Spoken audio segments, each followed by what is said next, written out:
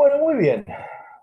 Entonces, una vez que tenemos clarísimo quién es la constante de velocidad, una vez que tenemos clarísimo quién es K, una vez que tenemos clarísimo quién es el orden de A, una vez que tenemos clarísimo quién es el orden de B, una vez que tenemos clarísimo cuál es el orden de la reacción, a partir de esto vamos a comenzar, ¿sí?, a reconocer a los distintos tipos de reacciones químicas según su orden, ¿sí?, según su orden.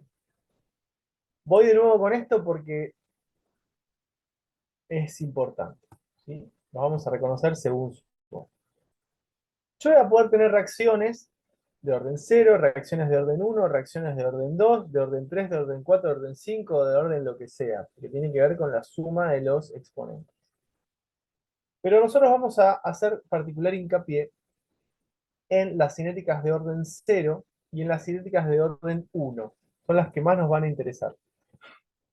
Porque a partir de estas luego, más adelante, cuando veamos enzimas, vamos a charlar bastante. Entonces, vamos a tener, vamos a hacer, vamos a hacer hincapié principalmente en estas reacciones, en las de orden cero y en las de orden uno, ¿sí? Recuerden que para obtener una reacción de orden cero necesito que tanto los reactivos como los productos, ¿sí? Perdón, otra vez dije productos y salté, pero recuerden que los productos no forman parte de la ley de velocidad. Voy a necesitar que todos los reactivos que forman parte de la reacción, todos los reactivos que forman parte de la reacción, estén elevados a la cero, o sea, tengan su m y su n igual cero. Cuando yo hago eso, me va a quedar la concentración molar de los reactivos elevada a la cero, y cualquier número elevado a la cero me termina dando 0. Perdón, me termina dando 1. Estaba por decir una tobada. Me termina dando 1. Entonces, K por 1 me termina dando la constante de velocidad. Con lo cual, nosotros vamos a definir a la ley de velocidad como la velocidad igual a una constante en las reacciones que tienen cinética de orden 0. ¿Sí? ¿Por qué es tan importante esto? Porque a medida que yo aumento las concentraciones de los reactivos, fíjense que acá no tengo reactivo, a medida que aumento la concentración de los reactivos, la velocidad se va a mantener siempre constante. No importa cuánto reactivo yo agrego, la velocidad siempre se mantiene constante. Por eso, cuando tengo una reacción que tiene una cinética de orden cero, voy a poder reconocer la gráfica de velocidad en función de la concentración molar de los reactivos, entonces, concentración molar de reactivos en función de velocidad, lo voy a poder reconocer fácilmente si la reacción es de cinética de orden cero, o sea, la potencia vale cero, porque justamente voy a tener una recta paralela al eje X. Paralela al eje X, porque yo agrego reactivos y las concentraciones se mantienen siempre constantes. Otra cosa que es muy importante es que la unidad que va a tener K, recuerden que habíamos dicho que la unidad de K va a variar dependiendo del orden de la reacción, la unidad que va a tener K es moles por litro sobre segundo, moles sobre litro segundo, que es lo mismo que decir molaridad sobre segundo. Molaridad sobre segundo. Ojo con esto porque también molaridad sobre tiempo o molaridad sobre segundo. Yo voy a poner acá molaridad sobre tiempo, es la unidad que va a tener la constante de velocidad para las reacciones que tienen cinética de orden cero. ¿Sí? Cinética de orden cero, molaridad sobre tiempo. Entonces, mientras ustedes van copiando, ¿qué es lo más importante? Siempre los productos se van a ir formando de manera constante, sin importar las concentraciones molares de los reactivos. No importa cuánto reactivo tengo, la velocidad siempre se mantiene constante. ¿Sí? Esto es importante tenerlo en cuenta. ¿Vamos? Copien lo que está en el pizarro. Reacciones de cinética de orden 1 o cinética de primer orden. ¿Sí? Reacciones de cinética de orden 1 o cinéticas de primer orden. ¿Cuál es la particularidad? Bueno, como habíamos dicho anteriormente, la suma de los órdenes de los reactivos tiene que dar 1. ¿Sí? Cuando la suma de los órdenes de los reactivos me da 1, a mí me va a quedar siempre que la constante de velocidad va a quedar multiplicada por la concentración molar de uno de los reactivos. Ahí dice A, pero tranquilamente podría ser B. ¿Sí? La concentración molar de uno de los reactivos. Por lo tanto, lo que nosotros vamos a decir es que la velocidad de la reacción va a ser directamente proporcional, ¿sí?, a la concentración del reactivo en cuestión. Esto es lo que nosotros vamos a decir. Por lo tanto, cada vez que yo aumento la concentración del reactivo, va a aumentar la velocidad. ¿Sí? Aumento la concentración del reactivo, aumenta la velocidad. Y cuando analizamos el gráfico de velocidad en función de la concentración del reactivo, nos vamos a dar cuenta que vamos a estar en presencia de una recta, ¿sí?, pero que parte perdón, desde el cero, y que va en diagonal como corresponde con pendiente positiva. ¿Sí? En diagonal con pendiente positiva sería esto. Por lo tanto, estamos con una reacción que tiene cinética de orden 1. Cinética de orden 1, directamente proporcional. Esto es una gráfica típica de una reacción directamente proporcional. Acuérdense de leyes de los gases también, directamente proporcional, este tipo de gráfico. Lo que ustedes tienen que tener en cuenta es que mientras más reactivo ustedes agreguen, más rápido va a ir la reacción. Esto es una característica típica de las reacciones de orden 1. Y la constante de velocidad va a tener como unidad 1 sobre segundo. ¿Vieron que les dije que la constante de velocidad va a ser diferente dependiendo del orden de la reacción, la unidad de la constante de velocidad? Bueno, la unidad va a ser 1 sobre segundo o 1 sobre, ¿ven? 1 sobre segundo se escribe así. También se escribe S menos 1. Siempre que ustedes tengan algo escrito a la menos 1, quiere decir que es lo mismo que está acá. Esto y esto quieren decir lo mismo. O sea, la unidad de la cinética de orden 1 va a ser 1 sobre segundo. ¿Sí? Acuérdense que la anterior era molaridad sobre segundo, la unidad. Bueno, esta es 1 sobre segundo. ¿Sí? Muy bien, copien lo que está en el pizarrón. Fíjense que yo tengo que poder diferenciarlo según su ley de velocidad, según su gráfico y según la unidad con la que estamos trabajando. ¿Sí? Cualquiera de las tres me sirve a mí para diferenciar qué tipo de reacción es la que estoy utilizando. Si la reacción tiene cinética de orden 2, yo voy a tener dos posibles situaciones. ¿Sí? Que la concentración de uno de los reactivos esté elevado al cuadrado, o que la concentración de dos reactivos estén los dos elevado a la 1. En los dos casos, la suma de los exponentes A y B me termina dando 1. Vamos, en los dos casos me termina dando 1. Por eso, ambas pueden ser reacciones que tienen cinética de orden 2. Lo que ustedes tienen que tener en cuenta cuando las reacciones tienen cinética de orden 2 es que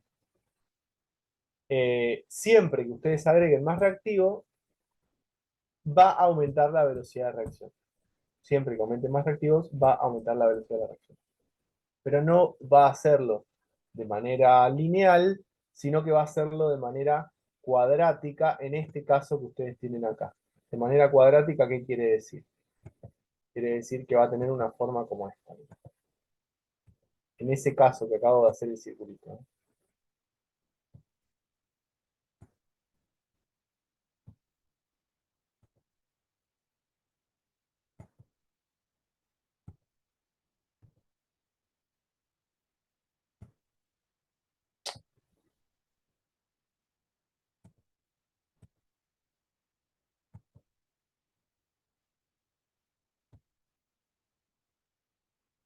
¿Ven? Es como una curva. En el caso este es como si fuera una curva. ¿Estamos? Y la reacción tiene cinética de orden 2. ¿Eh? El gráfico acá abajo no se los voy a hacer, no es necesario. Pero sí, si tiene cinética de orden 2, no va a ser una línea recta. ¿Sí? No va a ser una línea. Pero mientras más reactivo agrego, eso es importante tener en cuenta, más va a aumentar la velocidad de la reacción. Y otra cosa que es muy importante es que la unidad de la constante, como ustedes ven acá abajo, es 1 sobre molaridad por segundo o molaridad por segundo a la menos 1, que es lo mismo. Y cualquiera de las dos maneras de escribirlas está bien. Pero siempre tienen que recordar que deben poder diferenciar a los distintos tipos de reacciones según su gráfico, según la unidad de la constante o según la ley de velocidad. ¿Sí? Recuerden que en estos dos casos los dos son reacciones de cinética de orden 2. Bueno, esto para tener en cuenta, esto que está escrito acá, lo pueden hacer las cuentas con lo que yo les enseñé respecto de utilizar la ley de velocidad. ¿Sí? Si yo duplico la concentración inicial para una reacción de orden cero, la velocidad no se va a ver afectada. Si yo duplico la concentración inicial para una reacción de orden uno, la velocidad va a duplicarse. Y si yo duplico la concentración inicial para una reacción de orden 2, la velocidad va a cuadriplicarse. ¿Sí? Pero esto si usan solamente esas leyes de velocidad, ¿sí? Las que estuvimos viendo. Recuerden que hicimos cuentas para otras leyes de velocidad y vimos cómo podemos hacer para que varíe. ¿Eh? Eso acuérdense, revísenlo después en lo que estuvimos viendo. Pero esto que está acá es como una ayuda a memoria para que puedan diferenciarlas entre las tres, para que vean lo importante que es la ley de velocidad. ¿Sí? Dependiendo la ley de velocidad que tenga, haciendo lo mismo, que es duplicar la concentración inicial de los reactivos, bueno, voy a observar diferentes tipos de acciones respecto de la velocidad. Si es de orden cero, no pasa nada. Si es de orden uno, voy a duplicar la velocidad de la reacción. Y si es de orden 2, se va a cuadriplicar la velocidad de la reacción. ¿Sí? Eso tengámoslo en cuenta. Igual ustedes saben hacer la cuenta como corresponde, ya se los mostré. ¿Sí? Hicimos problemas y todo al respecto. Muy bien. ¿Puedo borrar esto o lo están anotando? Lo estoy anotando. Bueno. ¿Cómo estás, Matías? Bueno, a ver. Esto que está acá, como para tenerlo en cuenta. ¿Sí? Respecto de todo lo que veníamos viendo anteriormente. Se los leo para que les quede claro. El orden de una reacción respecto de un determinado reactivo es la potencia a la cual está elevada la concentración de dicho reactivo en la ley de velocidad. El orden global de la reacción es la suma de las potencias a las que están elevadas las concentraciones de los reactivos en la ley de velocidad.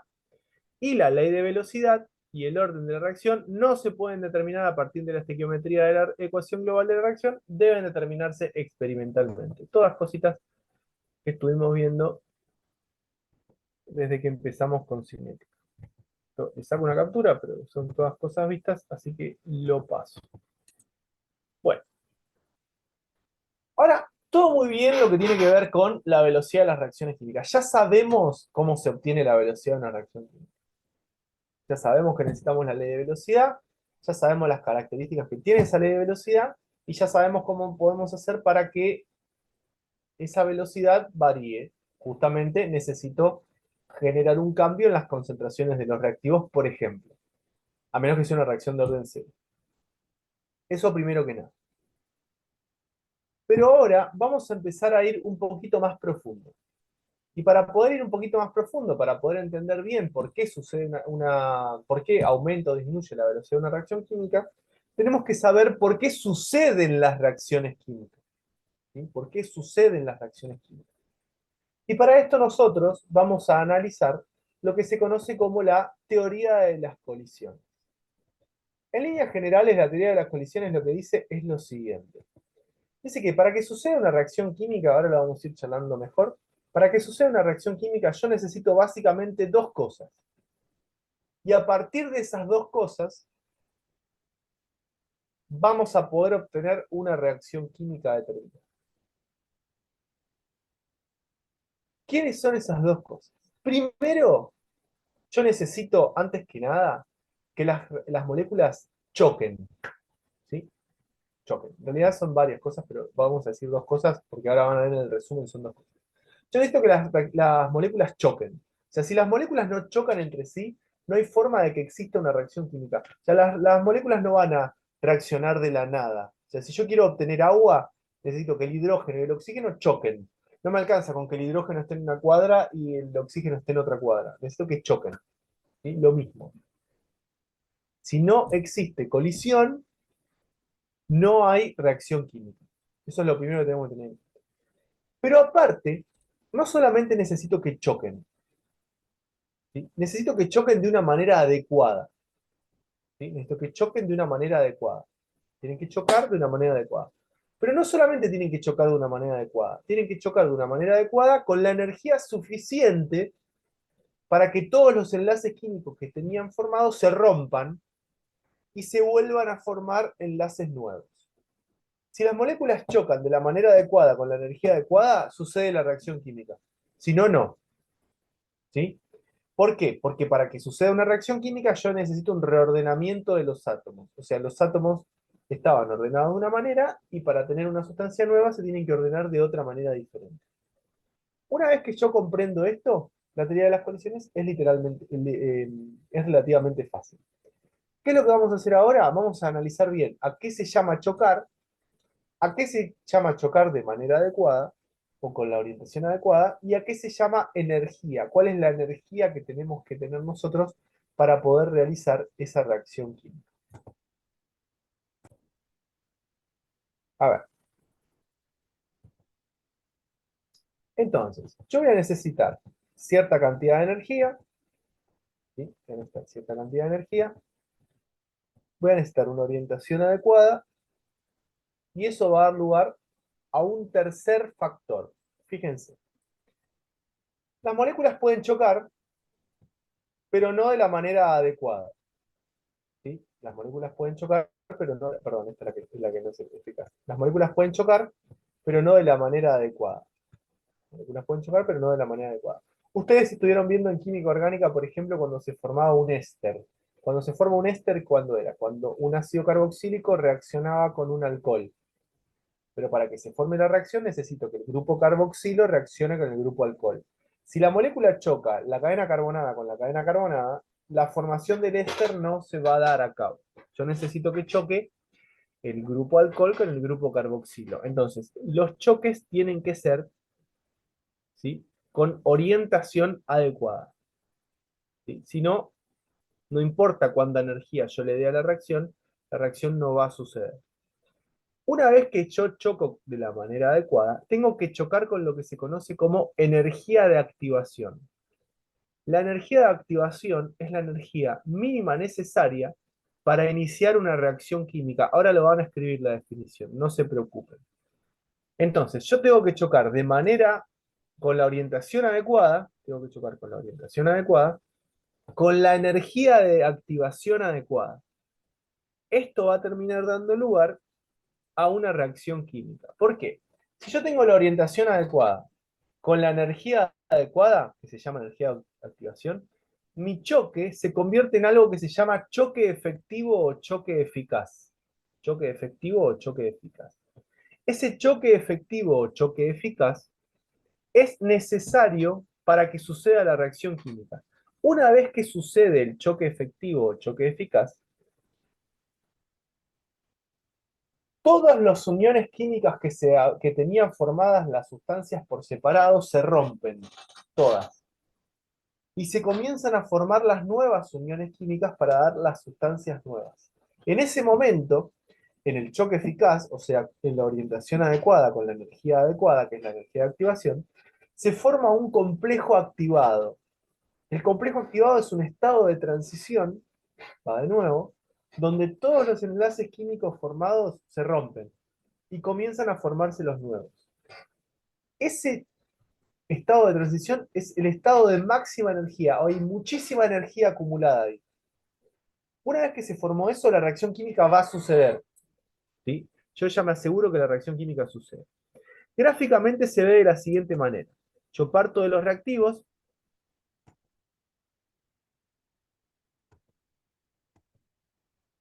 yo parto de los reactivos empiezan a chocar, a chocar, a chocar, a chocar, aumentando su energía de activación. Cuando yo mezclo, mejor dicho, su energía cinética, cuando yo mezclo las sustancias, la energía cinética empieza a aumentar, aumentar, aumentar, aumentar, hasta que alcanza la máxima energía, la energía de activación, que es la que ustedes ven acá. Desde A hasta B, la energía de activación. Ahora voy a mostrar otro gráfico que se entiende mejor.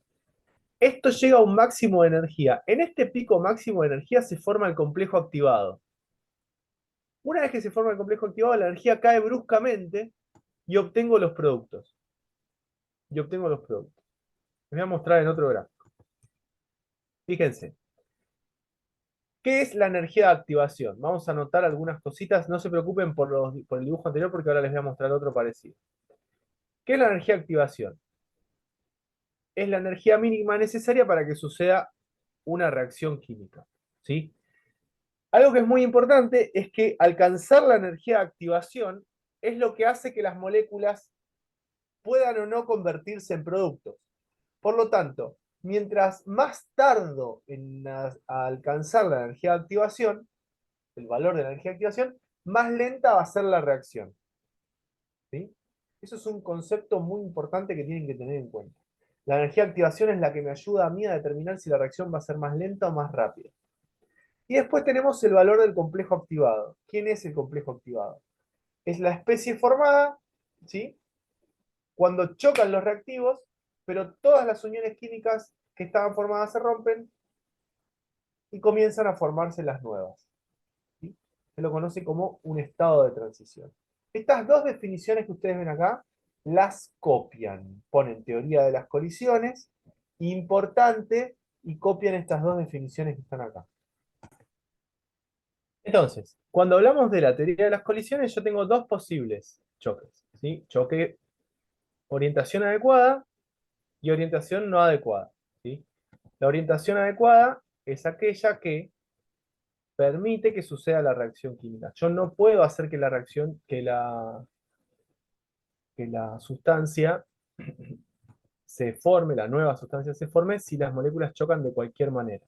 ¿Vamos? Entonces, si chocan de manera adecuada, tengo reacción química. Fíjense, hidrógeno más yodo termina dando un complejo activado determinado. Este que está acá es el complejo activado, en estado de transición. Este es el complejo activado. En este complejo activado que yo tengo acá, estas uniones que están acá se van a empezar a romper. Estas se van a empezar a romper.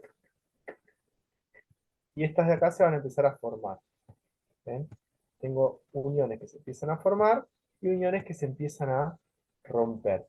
Eso va a dar lugar justamente a los productos. ¿Sí? Cuando nosotros tenemos una orientación que no es la adecuada, ¿sí? No se forma el complejo activado, y si no se forma el complejo activado, no tengo una posible reacción química. ¿Se dan cuenta la diferencia? ¿Por qué es tan importante la orientación adecuada? La orientación adecuada junto con la energía de activación, ojo, porque sin energía de activación no hay choque eficaz, ¿sí?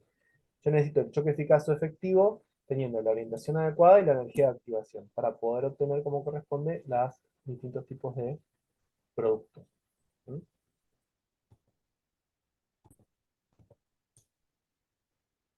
Bien, esto ya está más que clarísimo, pero les muestro de nuevo.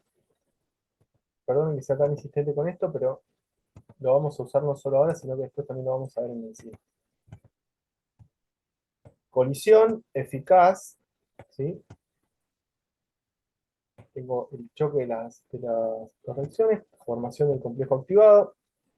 Recuerden que si la colisión es eficaz es porque tengo orientación adecuada más energía de activación. Formación del complejo activado, productos. ¿Sí? Recuerden que es orientación adecuada más energía de activación para obtener la reacción. Bueno, ahora vamos a empezar a trabajar un poquito con gráficos. Para poder trabajar un poquito con gráficos, yo les voy a dar una definición que cuando veamos en termodinámica la vamos a charlar muchísimo, pero muchísimo más. ¿Sí? Nosotros cuando estuvimos viendo cambios de estado, ¿se acuerdan cuando vimos cambios de estado ya hace un tiempo? Vimos que cuando sucedía un cambio de estado yo tenía dos situaciones. La situación donde el cambio de estado absorbía calor o la situación donde el cambio de estado liberaba calor. ¿Se acuerdan de eso o no? Yo podía Sí. absorber calor del entorno o liberar calor al entorno. Las dos reacciones implicaban un cambio de estado. Lo que nosotros tenemos que tener en cuenta ahora es lo siguiente. Todas las reacciones químicas con las que nosotros trabajamos, aparte de tener eh, aparte de generar energía, como nosotros estamos viendo, para poder llegar a alcanzar este complejo activado, ¿sí? Lo que ustedes tienen que tener en cuenta es lo siguiente. Generar energía está mal, lo que dije. Convertirse en energía, no se genera energía. Lo que ustedes tienen que tener en cuenta es lo siguiente. Hay dos tipos de reacciones químicas. Reacciones químicas que liberan calor. Reacciones químicas que liberan calor. Estas que están acá. Las reacciones químicas que liberan calor son las que se conocen como reacciones exotérmicas. Yo toco la reacción y está caliente. Eso es una reacción exotérmica. ¿Sí? Y las reacciones químicas que absorben calor. Yo las toco y están frías. Me enfría los dedos. Se llaman reacciones endotérmicas. Las reacciones que liberan calor se llaman exotérmicas. Y en general esto sucede porque los reactivos tienen más energía que los productos. Esto es muy resumido lo que les estoy diciendo, ¿sí? Después lo vamos a ver bien. Esto sucede porque los reactivos tienen más energía que los productos y la energía que sobra la tiran al entorno. Entonces yo toco y está caliente, la tiran en forma de calor. En termodinámica lo vamos a ver mejor. Y las reacciones endotérmicas son aquellas que los reactivos tienen menos energía que los productos. Entonces sucede la reacción, pero necesita calor del ambiente para alcanzar la energía adecuada. ¿Sí? Esas son las reacciones endotérmicas. Entonces, reacciones exotérmicas liberan calor. Reacciones endotérmicas absorben calor. ¿Queda claro eso? ¿Lo anotaron?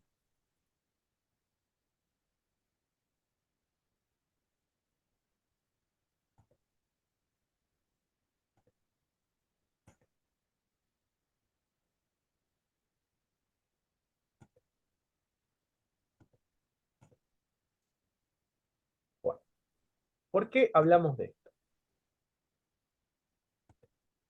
Cualquier reacción química, cualquier reacción química, para suceder debe formar el complejo activado.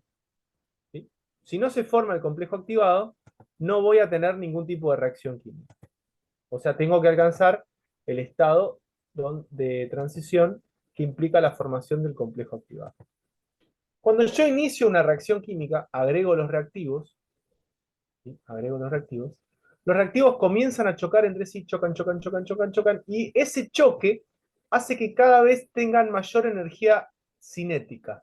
La energía cinética va aumentando, aumentando, aumentando, aumentando, hasta que alcanza la energía de activación. Esta energía de activación, que es la energía mínima necesaria para que suceda la reacción química, es toda esa energía cinética se convierte en energía potencial. ¿Sí? Anoten eso. La energía del estado de transición o la energía del complejo activado es energía potencial. La energía cinética que tenían las moléculas cuando se estaban chocando se convierten tucu, tucu, tucu, tucu, y es la energía de activación es energía potencial. Anótenlo. Es importante. Hasta este punto, yo necesito sí o sí para que suceda la reacción química. Cuando analizo este tipo de gráficos, tengo que saber lo siguiente. Yo voy a obtener los productos, voy a obtener los productos. Si la energía que yo obtengo como producto es mayor a la energía de los reactivos, ven que me queda el gráfico por acá arriba, ¿sí? Los reactivos tienen cierto tipo de energía interna se llama, en termodinámica vamos a ver qué es lo que quiere decir. Los reactivos chocan, chocan, chocan, chocan, chocan, chocan, alcanzan la energía de activación, sucede la reacción química, obtengo los productos. Si la energía que obtengo con los productos, ven que es más grande en el valor que la de los reactivos, ¿sí? Estamos en presencia de una reacción endotérmica. Endotérmica. Esto me va a dar un valor positivo de entalpía. Después lo veremos en termodinámica. Pero así a simple vista, ustedes ven que los productos tienen más energía que los reactivos. Si los productos tienen más energía que los reactivos, entonces la reacción es endotérmica. Si yo mezclo los reactivos y empieza a subir, subir la energía, subir, subir la energía, hasta que alcanzo una energía de activación acá, y se forma el complejo activado, acá arriba se forma el complejo activado, toda esta energía que está acá era cinética, cuando llego al complejo activado se convierte en energía potencial. Anoten que lo que está en el complejo activado es energía potencial, porque se lo van a preguntar, y yo también se los voy a preguntar. ¿Sí? Esto luego cae bruscamente en energía y obtengo energía de los productos. Si los productos tienen menor energía que los reactivos, como se ve acá en el gráfico, todo esto que está acá es energía liberada, por lo tanto estoy en presencia de una reacción exotérmica. Esta energía la suelto al ambiente, se suelta al entorno, me sobra, se calienta la reacción. ¿Sí? Eso es una reacción exotérmica. Tanto las reacciones endotérmicas como las exotérmicas deben alcanzar el complejo activado. Eso no cambia en ninguna de las dos. No cambia.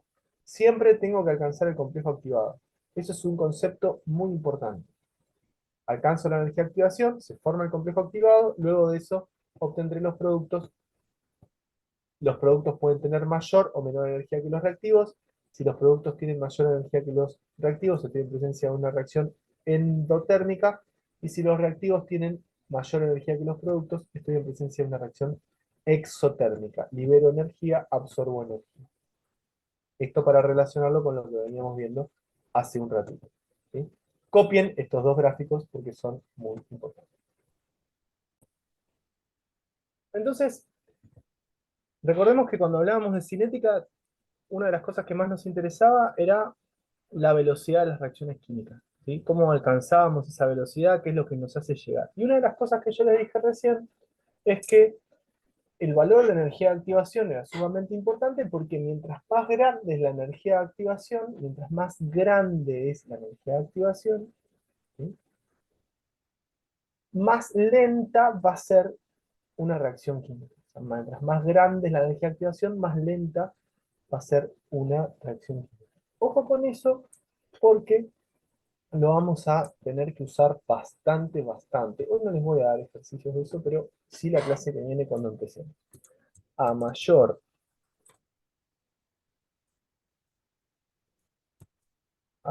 bueno, puta madre. A mayor energía de activación, ¿sí? Menor velocidad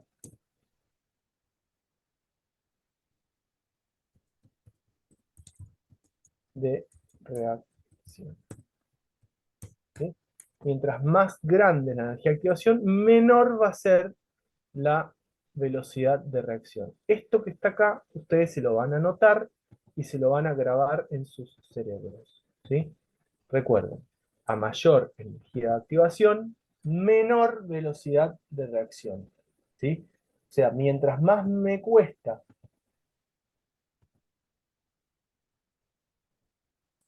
subir esta montañita, más lenta va a ser la reacción. ¿Se entiende? Es una reacción que tiene una... Supónganse. Ustedes, pero, pucha. Ustedes tienen una reacción que tiene, como ven acá, esta energía de activación. Recuerden que la energía de activación se mide desde el reactivo hasta el complejo activado. La energía de activación se mide desde el reactivo hasta el complejo activado. ¿Sí? Si yo tengo una reacción que tiene esa energía de activación y una reacción que tiene, invento, ¿no? Estoy inventando. Una que es así,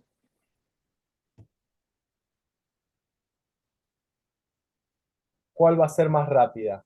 ¿La rosada o la negra?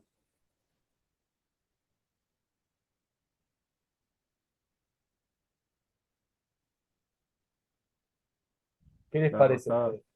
La rosada, porque la energía de activación es más chiquita. Siempre que ustedes tengan una mejor energía, una menor energía de activación, van a tener una velocidad mayor. ¿Sí? A mayor energía de activación, menor velocidad. ¿Sí? A menor energía de activación, mayor velocidad. O sea que mientras más grande es la energía de activación, más lenta va a ser la reacción. ¿Cuáles son los factores que van a hacer que una reacción química sea más rápida o más lenta? Bueno, básicamente son cuatro los factores que nosotros vamos a analizar. Concentración de los reactivos, estado de agregación de los reactivos, que ahora vamos a ver qué es lo que quiere decir eso, temperatura de reacción y presencia de catalizadores. Estos son los cuatro factores que van a afectar a las reacciones químicas. Estos tres que están acá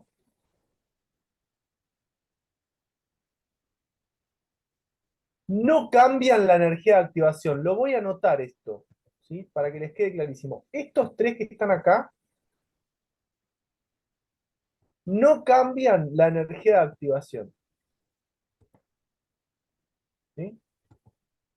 No cambian la energía de activación. Esos tres que están ahí no cambian la energía de activación. ¿Sí?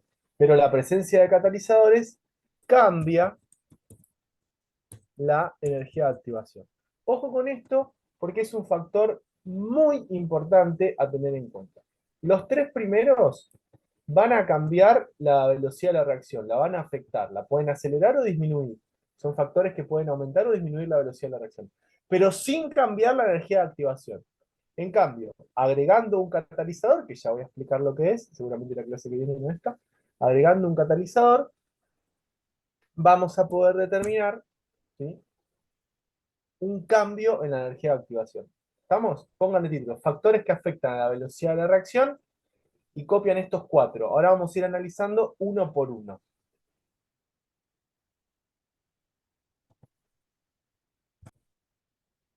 Primer factor que vamos a analizar.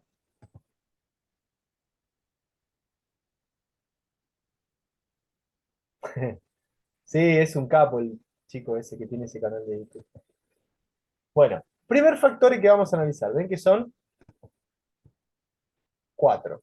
Primero, concentración de los reactivos. La concentración de los productos no me importa, porque habíamos visto que en la ley de velocidad no aparece la concentración de los productos, pero sí aparece la concentración de los reactivos.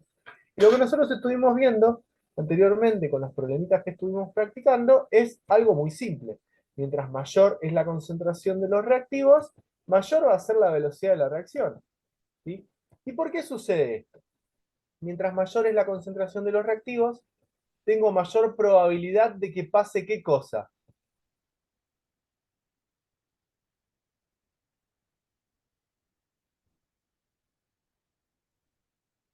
¿Qué es más probable que pase si yo tengo más reactivos? Que exista mayor cantidad de choques. Y a mayor cantidad de choques, mayor probabilidad de tener choques efectivos. Y si tengo mayor cantidad de choques efectivos, voy a tener mayor velocidad de la reacción. Entonces, lo que nosotros vamos a decir es lo siguiente, que un aumento en la concentración de reactivos aumenta los choques efectivos, por lo tanto, aumenta la velocidad de la reacción. ¿Sí? ¿Qué pasa con esto? Hay un solo momento en donde esto no es cierto. ¿En qué momento esto no es cierto? Si las reacciones es de orden ¿cuánto?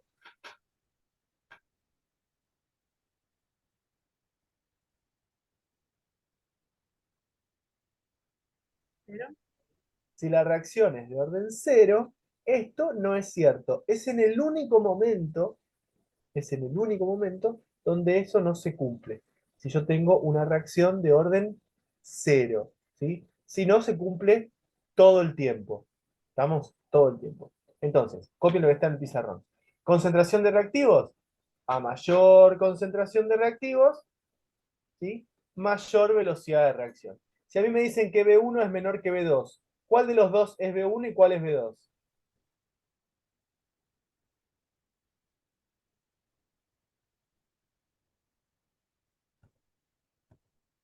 Este va a ser el 1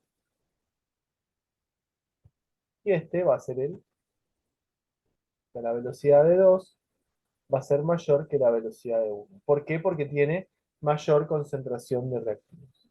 ¿Eh? Es el primero de los puntos a tener en cuenta. ¿Qué sucede con el estado de agregación de los reactivos? ¿Sí? Yo acá tengo que tener en cuenta lo siguiente.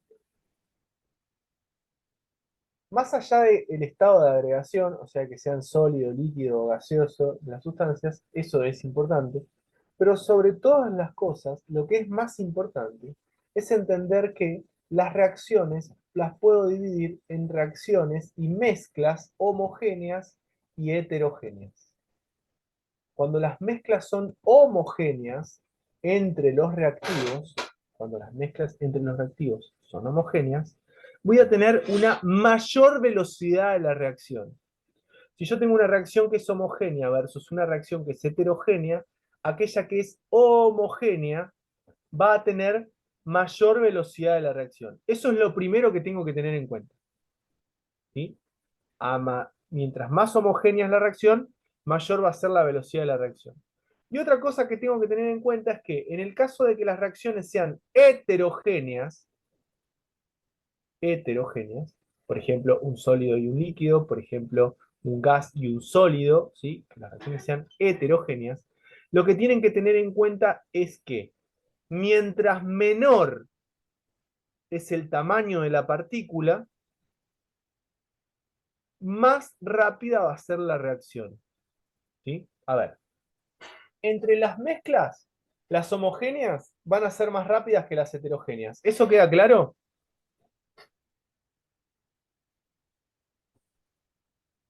¿Sí o no? Entre las mezclas, las homogéneas van a ser más rápidas que las heterogéneas. ¿Sí? Bien. Y entre las heterogéneas, aquellas que tengan menor tamaño de partícula van a ser más rápidas que las que tengan mayor tamaño de partícula. ¿Qué quiere decir eso, Mati? Si yo tengo que hacer reaccionar, por ejemplo, un líquido con un sólido, voy a tener al líquido y lo voy a tener que hacer reaccionar con un sólido, pero lo rayo. ¿Se entiende? Lo rayo. En lugar de poner un cubo, ¿sí? Grande, no sé, de hierro, por ejemplo, pum, lo hago como lo rayo, ¿sí? Lo hago, le achico la partícula. ¿Por qué? Porque mientras más pequeña es la partícula de una sustancia, mientras más pequeña es la partícula de sustancia, mayor es la superficie de las sustancias que reaccionan entre sí. O sea, más se van a tocar. Les voy a hacer un dibujo por si no lo ven.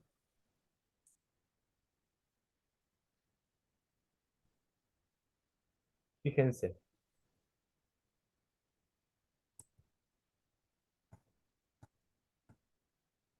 Ustedes tienen dos mezclas. Supónganse que en las dos tengo agua, por decir cualquier cosa. ¿Sí? Estoy inventando una reacción determinada.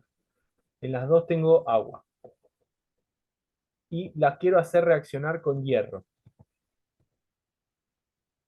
El hierro, obviamente, no se disuelve en agua, con lo cual la mezcla va a ser heterogénea. ¿Sí? Pero si yo vengo y le tiro acá un cubo de hierro,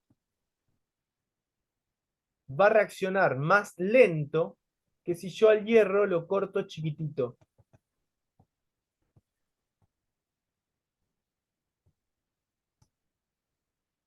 ¿Se dan cuenta? Si yo lo rayo, lo hago polvo, ¿sí? O lo hago viruta, o lo que fuere, la velocidad de la reacción va a ser mayor, que va a tener menor velocidad de reacción,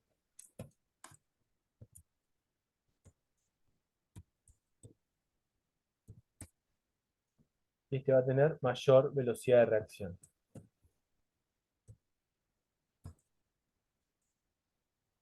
¿Por qué esto? ¿Por qué sucede esto? Básicamente, ¿por qué? Porque hay mayor superficie de contacto entre los reactivos.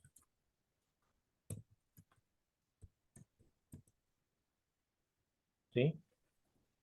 Acá tengo 4 superficies de contacto y acá tengo 4 más 4 más 4 más 4 más 4 más 4 más 4. Hay mucha mayor superficie de contacto en una sustancia hecha polvo, o en una sustancia hecha viruta, o en una sustancia que yo rayé, que en una sustancia que es un bloque grande.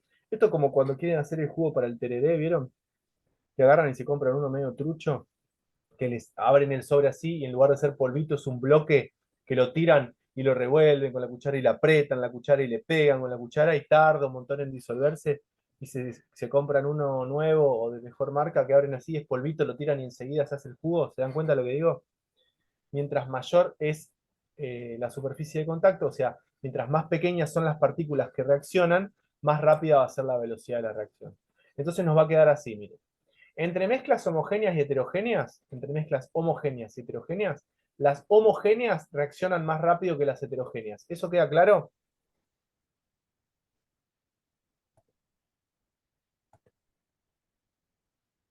Y dentro de las heterogéneas, la reacción va a ser más rápida, ¿sí? Si el tamaño de partícula es menor. O sea, si yo logro aumentar la superficie de contacto. En una mezcla que, por ejemplo, tiene dos líquidos inmiscibles, ustedes van a tener uno arriba y el otro abajo. Si los hacen reaccionar, solamente van a reaccionar a través de la capa. Pero si los mezclan mucho, todas las burbujitas empiezan a tocarse entre sí, eso aumenta la superficie de contacto, la reacción va a ser más rápida. ¿Sí? Eso es lo que quiere decir lo que estamos analizando. ¿Se ve lo que digo? ¿Alguna duda? ¿Quieren que les enseñe a disolver juguitos?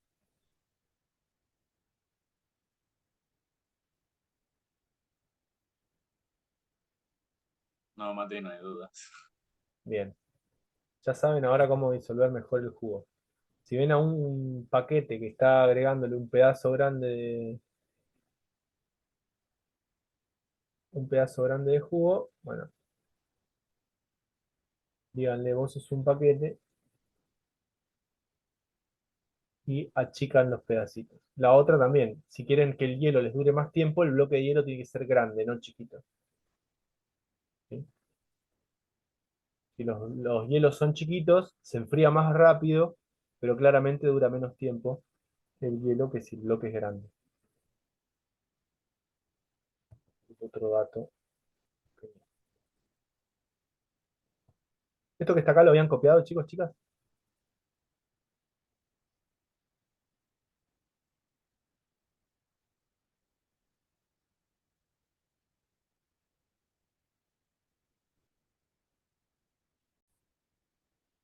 Acá vamos a analizar dos situaciones en el caso de la temperatura. ¿Sí? Lo primero que tienen que tener en cuenta es que lo podemos pensar fácilmente. ¿Sí? Un aumento de la temperatura, aumenta la energía cinética, ¿sí? Con lo cual las moléculas se mueven más rápido. Como se mueven más rápido, van a alcanzar más rápido, justamente, el estado de transición.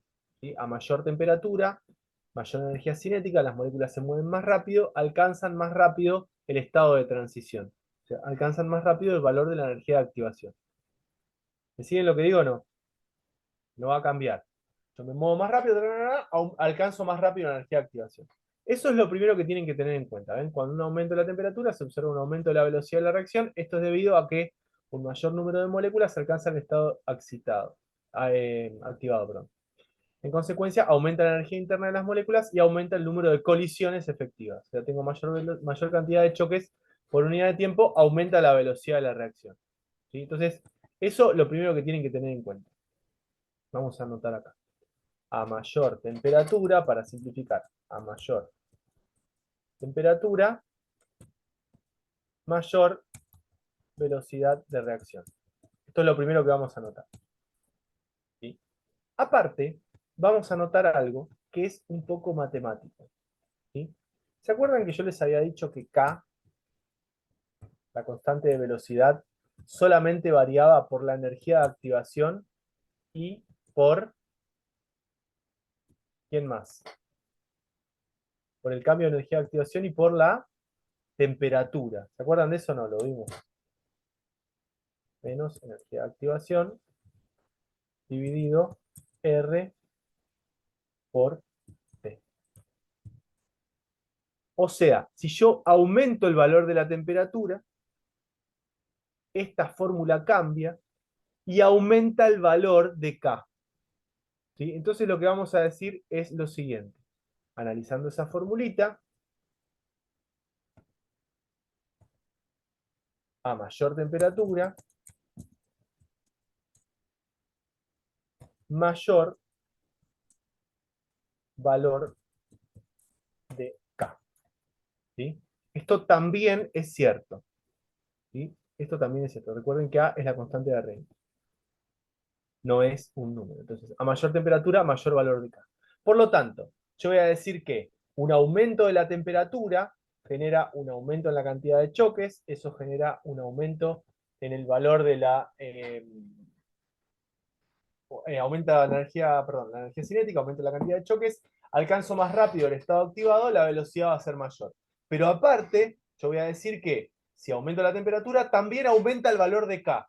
Recuerden que K, o constante de velocidad, podía variar con la temperatura. Entonces son las dos razones por las que la velocidad aumenta si yo aumento la temperatura. ¿Sí? Pero escúchenme lo que les voy a decir. Para nosotros no solamente es importante que un aumento de la temperatura aumente la velocidad, sino también tenemos que tener en cuenta lo siguiente, que está anotado ahí y con eso vamos a hacer problemas. Cada 10 grados centígrados que se aumenta la temperatura, se duplica la velocidad de reacción. Y eso se lo anotan en el cerebro. Cada 10 grados centígrados que aumenta la temperatura, se duplica la velocidad de la reacción. Y ojo con esa definición porque la estamos por usar ahora mismo. Dice, por cada 10 grados centígrados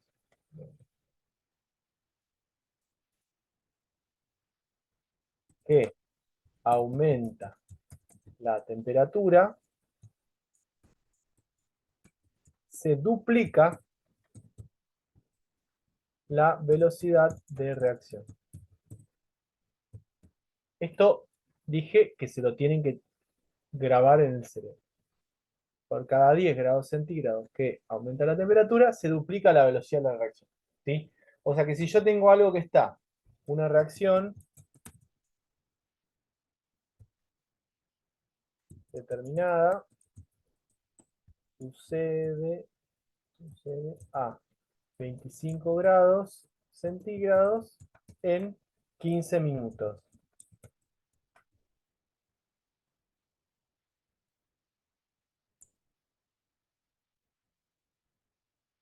¿Cuánto sucede? ¿Cuánto tiempo tardará si se aumenta la temperatura a 35 grados centígrados?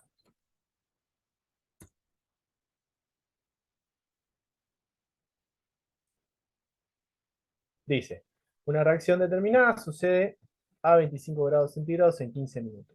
¿Sí?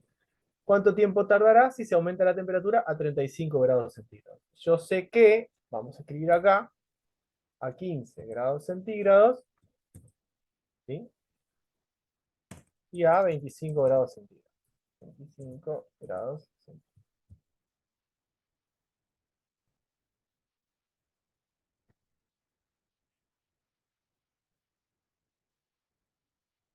Qué boludo, escribí mal. Esperen que arreglo esto. Quiero decir, a 25 grados centígrados. No, está mal lo que escribiste. Si se duplica la velocidad de la reacción, ¿va a ser más rápido o más lento? Quiere decir que yo acá voy a tener una cierta velocidad. Y acá voy a tener el doble de la velocidad, ¿sí o no? 2 por la velocidad. Porque se duplica la velocidad de la reacción. ¿Está mal lo que digo o no?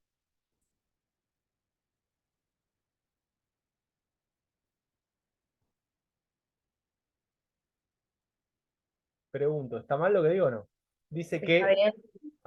por cada 10 grados centígrados que aumenta la temperatura, se duplica la velocidad de la reacción. O sea, acá voy a tardar cierta cantidad, voy a tener una velocidad que voy a tener el doble.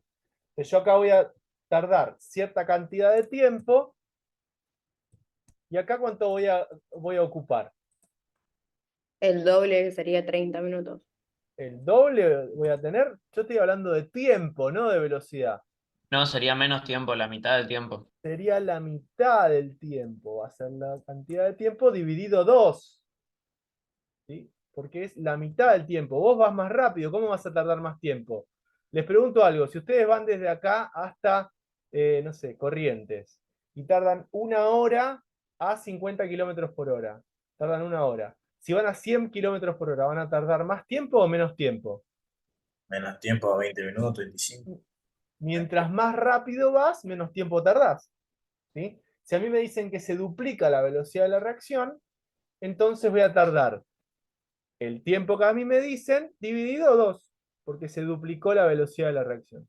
¿Sí? O sea que ¿cuánto es 15 dividido 2?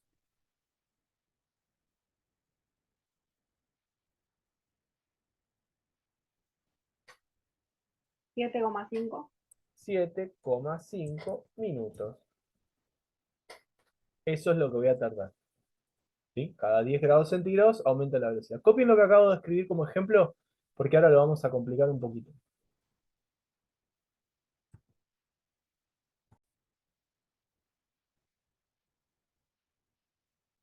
A ver, una reacción determinada sucede a 47 grados centígrados en 150 minutos. ¿Cuánto tiempo tardará si se aumenta la temperatura a 97 grados centígrados? ¿Sí? A 97 grados centígrados. A ver, yo sé que a 47 grados centígrados, y escuchen lo que estoy por hacer, tardo 150 minutos. ¿Vamos? Esto es lo que yo sé. Ahora, me preguntan a mí cuánto va a tardar a 97 grados centígrados. ¿Qué es lo único que yo sé? Yo sé que cada 10 grados centígrados la velocidad aumenta el doble. O sea, yo sé lo que va a pasar a 57 grados centígrados, ¿sí? Sé lo que va a pasar después a los 10 grados, o sea, a los 67 grados centígrados. Después a los 10 grados, o sea, a los 77 grados centígrados. Después a los 10 grados, a los 87 grados centígrados.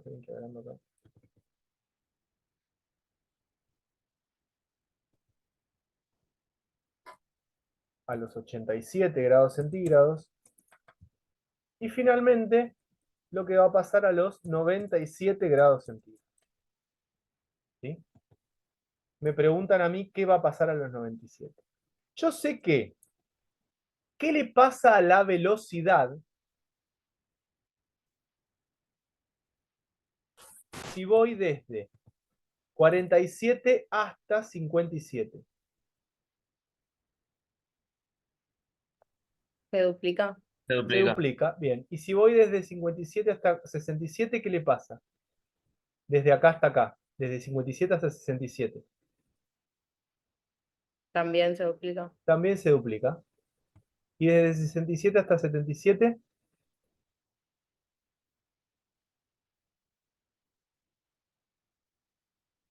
¿qué le pasa? Contéstenme. Se También duplica. Se duplica. Y de 77 a 87, ¿qué le pasa? Se duplica. Y de 87 a 97, ¿qué le pasa? se duplica. Bien, entonces está bien si yo digo que de 47 a 57 voy a tener 2 por la velocidad. Acá. Sí. 2 por la velocidad.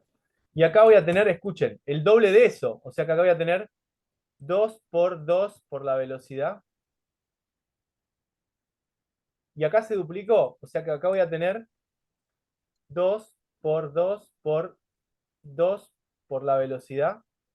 Y acá se duplicó. O sea que voy a tener 2 por 2 por 2 por 2 por la velocidad. Y acá se volvió a duplicar. O sea que ¿qué voy a tener? 2 por 2 por... Esto es una coma. Por 2 por 2 por 2 por 2 por la velocidad. O sea, a medida que yo fui aumentando 10 grados, la velocidad fue aumentando. ¿Se dan cuenta o no? Acá se duplicó, acá se duplicó, acá se duplicó, acá se duplicó, acá se duplicó. O sea, se fue duplicando la velocidad. ¿Y qué le fue pasando al tiempo?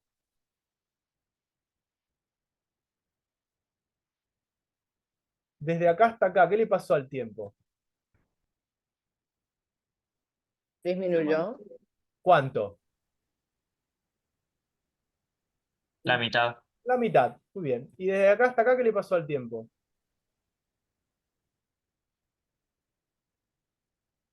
Disminuyó también La mitad. ¿Y desde acá hasta acá qué le pasó al tiempo? lo mismo. Disminuyó la mitad, disminuyó la mitad, disminuyó la mitad. Siempre respecto de quién, de la temperatura anterior. Ojo, no desde el principio. Yo acá no puedo hacer una regla de 3 simple. No puedo decir, si 47 grados centígrados son 150 minutos, 97x. Si hago así está mal. porque esto no es directamente proporcional. Esto es una relación cada 10 grados centígrados. O sea que acá disminuyó la mitad, disminuyó la mitad, disminuyó la mitad. O sea que está bien si yo digo que a 57 grados centígrados la velocidad, el tiempo, perdón, acá fue de 75 minutos. Sí, Porque porque porque fue la mitad, ¿sí? Muy bien. Y está bien que yo diga que acá el tiempo a 67 grados centígrados fue 75 dividido 2. ¿Cuánto es 75 dividido 2? 37.5. 37,5 minutos. Muy bien. Y está bien si yo digo que a 77 grados centígrados. Esperen que voy a checar esto porque si no, no me va a entrar.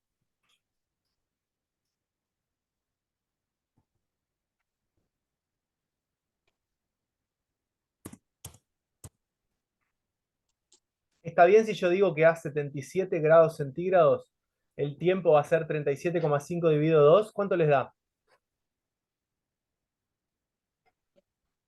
18,75. 18,75 minutos. Y está bien si yo digo que a 87 grados centígrados el tiempo va a ser 18,75 dividido 2. ¿Cuánto es 18,75 dividido 2?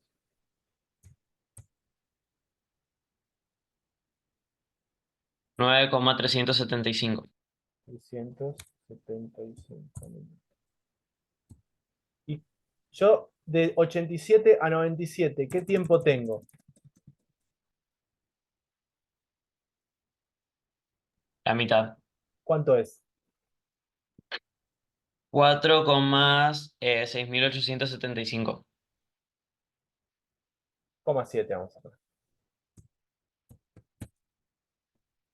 O sea que si a mí me dicen que una reacción determinada sucede a 47 grados centígrados en 150 minutos, ¿yo puedo decir que en 97 minutos va a tardar 4,7 minutos? ¿Sí o no? Esta es la respuesta correcta. Este análisis que yo acabo de hacer es el análisis que yo hago desde que tengo 8 años. No, 8 años no, pero desde que vi esto en cinética siempre hice este análisis. Cada 10 grados centígrados,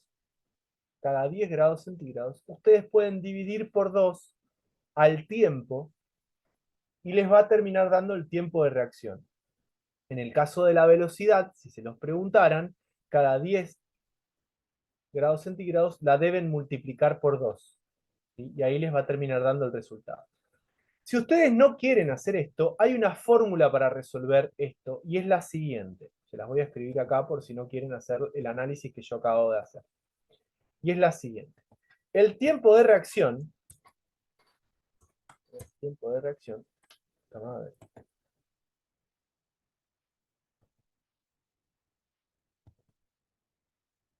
Rxn quiere decir reacción, es igual a el tiempo inicial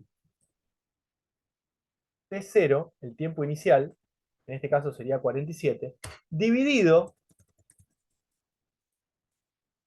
2 elevado a la n, esperen que hago más chiquita la n,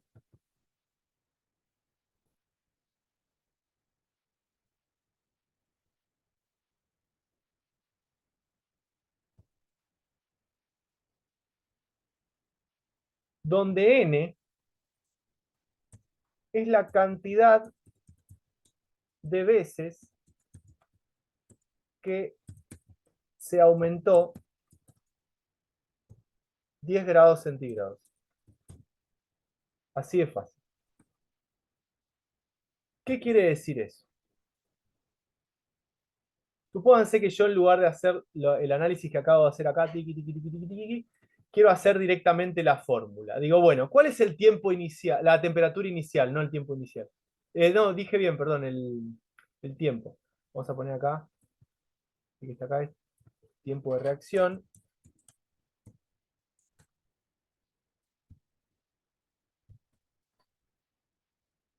Y acá vamos a poner tiempo inicial. Lo vamos a hacer juntos, no se preocupen. Tiempo de reacción como les decía recién, esto que está acá, tiempo inicial de cerito. ¿Sí? Les pregunto a ustedes, ¿cuál es el tiempo? Yo quiero, supónganse que quiero hacer este problema que está acá, lo quiero hacer con los datos del problema, ¿sí? Pero con esta formulita, sin hacer el análisis que yo acabo de hacer, ¿sí? ¿Cuál es el tiempo de reacción? Bueno, lo tengo que calcular. Tiempo de reacción lo tengo que calcular. ¿Cuál es el tiempo inicial? Pregunto de nuevo. 150 minutos. 150 minutos. ¿Sí? Muy bien. ¿Cuál es la cantidad de veces que aumentó 2? Vale 2, no lo puedo cambiar. ¿Cuántas veces aumentó 10 grados centígrados? Me fijo. 1, 2, 3, 4, 5 veces aumentó 10 grados centígrados. O sea que acá voy a poner 2 a la ¿cuánto? Elevado a 5. 2 elevado a la 5. Que justamente es la cantidad de veces que se duplicó la velocidad. ¿Ven? 1, 2, 3, 4, 5. O sea, no es un número cualquiera. ¿Sí? No es un número cualquiera. ¿Alguien me puede hacer la cuenta de 150 dividido 2 a la quinta? Recuerden que 2 a la quinta tiene que hacer 150 dividido, abren paréntesis, escriben 2 a la quinta, y recién ahí ponen igual.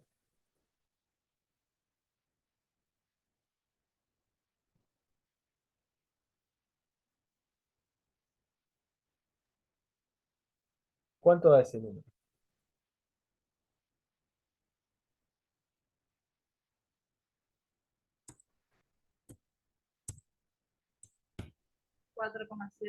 4,7 minutos. Da el mismo número. ¿Sí? Este problema tienen dos formas de resolverlo. O lo hacen así, cada 10 grados centígrados, hacen el tiempo dividido 2, lo que les da dividido 2, lo que les da dividido 2, lo que les da dividido 2, lo que les da dividido 2, y les termina dando el tiempo, o usan la fórmula que yo les puse acá abajo. Cualquiera de las dos maneras de resolver este problema está bien. ¿Sí? Está bien. Muy bien.